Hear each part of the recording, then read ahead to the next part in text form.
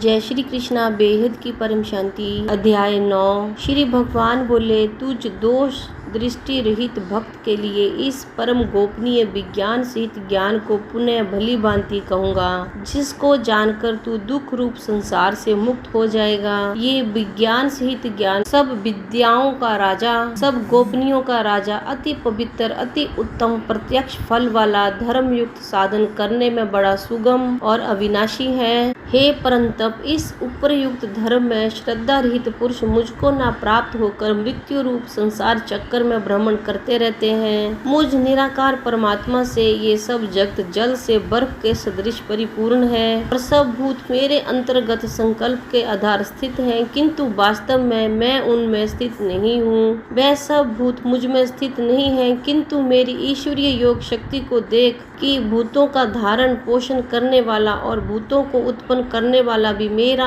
आत्मा वास्तव में भूतों में स्थित नहीं है। जैसे आकाश से उत्पन्न सर्वत्र विचरने वाला महान वायु सदा आकाश में ही स्थित है, वैसे ही मेरे संकल्प द्वारा उत्पन्न होने से संपूर्ण भूत मुझ में स्थित है, ऐसा जान। हे अर्जुन, कल्पों के अंत में सब भूत मेरी प्रकृति को प्राप्त होते हैं, अर्थात प्रकृति में लीन होते हैं, और कल्पों के आदि में उनको मैं फिर रचता हूँ। अपनी प्रकृति को अंगीकार करके स्वभाव के बल से परतंत्र हुए संपूर्ण भूत समुदाय को बार बार उनके कर्मों के अनुसार रचता हूँ। हे अर्जुन, उन कर्मों में आसक्ति रहित और उदासीन के सदृश स्थित मुझ परमात्मा को वे कर्म नहीं बांधते। हे अर्जुन, मुझ अधिष्ठाता के सकाश से प्रकृति चराचर सहित सर्व जगत को रचती है और इस हेतु से ही ये संसार चक्कर घूम रहा है। मेरे परम भाव को न जानने वाले मूढ़ लोग मनुष्यों का शरीर धारण करने वाले मुझ संपूर्ण भूतों के महान ईश्वर को तुच्छ समझते हैं, अर्थात अपनी योग माया से संसार के उद्धार के लिए मनुष्यों में विचरते हुए मुझ परमेश्वर को साधारण मनुष्य मानते हैं। वे व्यर्थ आशा, व्यर्थ कर्म और व्यर्थ ज्ञान वाले विक्षिप्त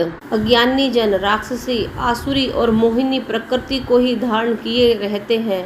परंतु हे कुंती पुत्र, दैवी प्रकृति के आश्रित महात्मा जन मुझको सब भूतों का सनातन कारण और नाश रहित अक्षर स्वरूप जानकर अनन्य मन से युक्त होकर निरंतर भजते हैं। वे दृढ़ निश्चय वाले भक्त जन निरंतर मेरे नाम और गुणों का कीर्तन करते हुए तथा मेरी प्राप्ति के लिए यत्न करते हुए और मुझको बार बार प्रणाम करते हुए सदा मेरे ध्यान में युक्त होकर अनन्य प्रेम से मेरी उपासना करते हैं। दूसरे ज्ञान योगी मुझे निर्गुण निराकार ब्रह्म का ज्ञान यज्ञ के द्वारा अभिन्न भाव से पूजन करते हुए भी मेरी उपासना करते हैं, और दूसरे मनुष्य बहुत प्रकार से स्थित मुझ विराट स्वरूप परमेश्वर की पृथक भाव से उपासना करते हैं। कृतु मैं हूँ, यज्ञ मैं, स्वधा मैं हूँ, औषधि मैं हूँ, मंत्र मैं हूँ, घृत मैं हूँ, अग्नि मैं हूँ, हवन रूप क्रिया भी मैं ही हूँ। इस संपूर्ण जगत का दाता अर्थात धारण करने वाला एवं कर्मों के फल को देने वाला पिता, माता, पितामह, जानने योग्य पवित्र ओमकार अर्थात ऋग्वेद, सामवेद और यजुर्वेद भी मैं ही हूँ। प्राप्त होने योग्य परम धाम, भरण पोषण करने वाला, सबका स्वामी, शुभ अशुभ का देखने वाला, सबका वास स्थान, चरण लेने योग्य, प्रत्युपकार न चाहकर हित करने वाला, सबकी उत्पत्ति प्रलय का हेतु, स्थिति का आधार, निधान और अविनाशी कारण भी मैं ही हूँ।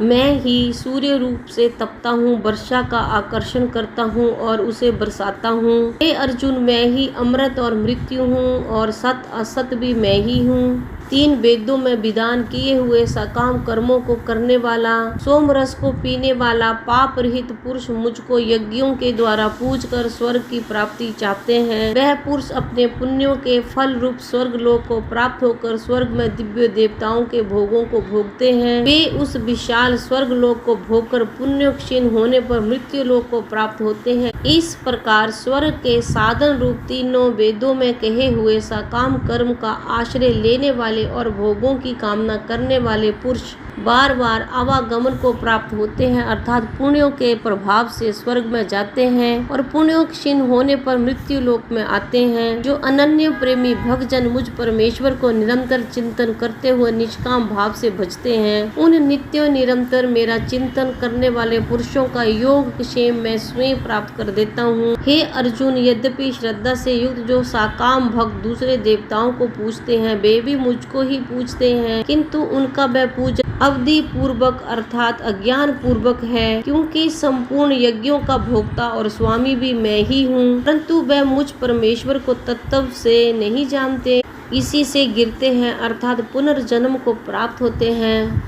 देवताओं को पूजने वाले देवताओं को प्राप्त होते हैं, पितरों को पूजने वाले पितरों को प्राप्त होते हैं, भूतों को पूजने वाले भूतों को प्राप्त होते हैं और मेरा पूजन करने वाले भक्त मुझको ही प्राप्त होते हैं। इसलिए मेरे भक्तों का पुनर्जन्म नहीं होता। जो कोई भक्त मेरे लिए प्रेम से पत्र, पुष्प, फल, जल आदि अर्पण करता है, उस शुद्ध बुद्धि निष्काम प्रेमी भक्त का प्रेम पूर्वक अर्पण किया हुआ वह पत्र, पुष्प आदि मैं सगुण रूप से प्रकट होकर प्रीति हित खाता हूँ। हे अर्जुन, तू जो कर्म करता है, जो खाता है, जो हवन करता है, जो दान देता है और जो तप करता है, वह सब मेरे अर्पण कर। इस प्रकार जिसमें समस्त कर्म मुझ भगवान के अर्पण होते हैं, ऐसे संन्यास योग से युक्त चित्त वाला तू शुभाशुभ फल रूप कर्म बंधन से मुक्त हो जाएगा और उनसे मुक्त होकर मुझको ही प्राप्त होगा। मैं सब भूतों में समभाव से व्यापक हूँ, ना कोई मेरा अप्रिय है और ना प्रिय है, परंतु जो भक्त मुझको प्रेम से भजते हैं वह मुझ में है और मैं भी उनमें प्रत्यक्ष प्रकट हूँ। यदि कोई अतिशय दुराचारी भी अनन्य भाव से मेरा भक्त होकर मुझको भजता है तो वह साधु ही मानने योग्य है, क्योंकि वह यथार्थ निश्चय वाला